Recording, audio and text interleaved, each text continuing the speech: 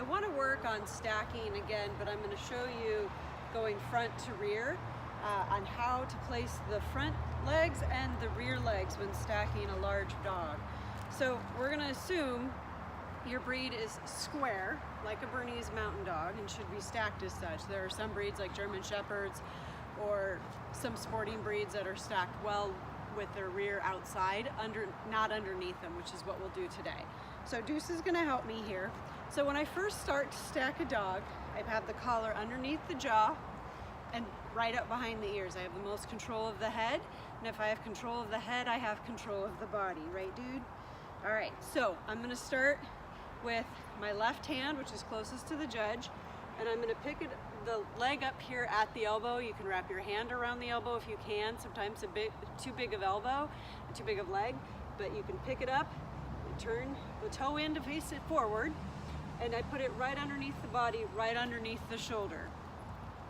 This foot, I do the same thing for, right underneath the body, straight down from the head of the dog, and I'll stack the dog, or I'll bait the dog forward so I get ears, and stay, tell him to stay,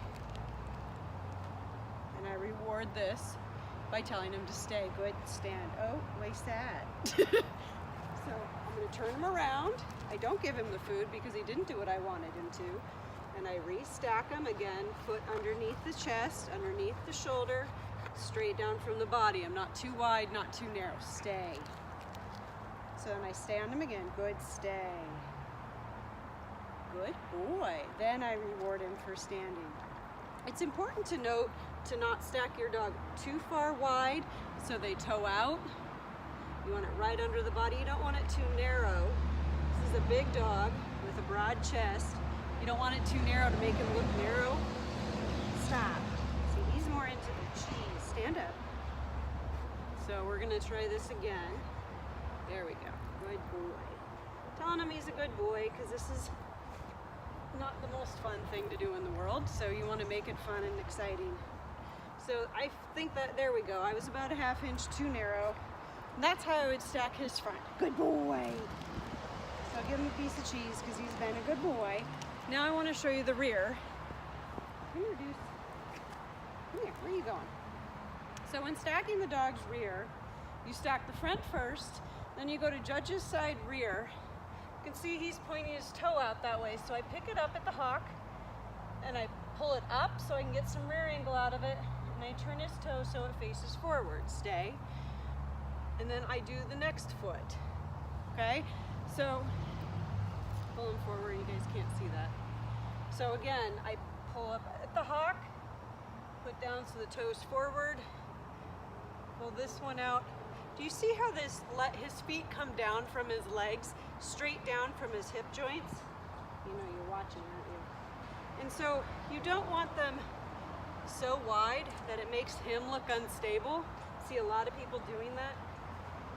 So you want to stack them underneath the hip and underneath, just straight down from the body. Stop.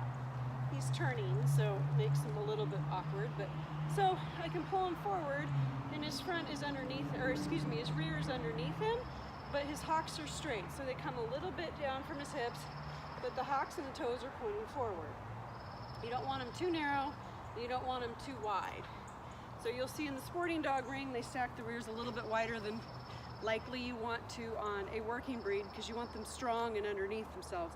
If they're out here in the rear, it almost gives off some instability, where you want them straight underneath the dog so that they are supporting themselves. Hoping that helps on stacking. Does depend on the structure of your dog, so you want to look at a mirror or a video and be able to kind of look at what looks right for your dog and being able to repeat that over and over again when you stack them. Happy training!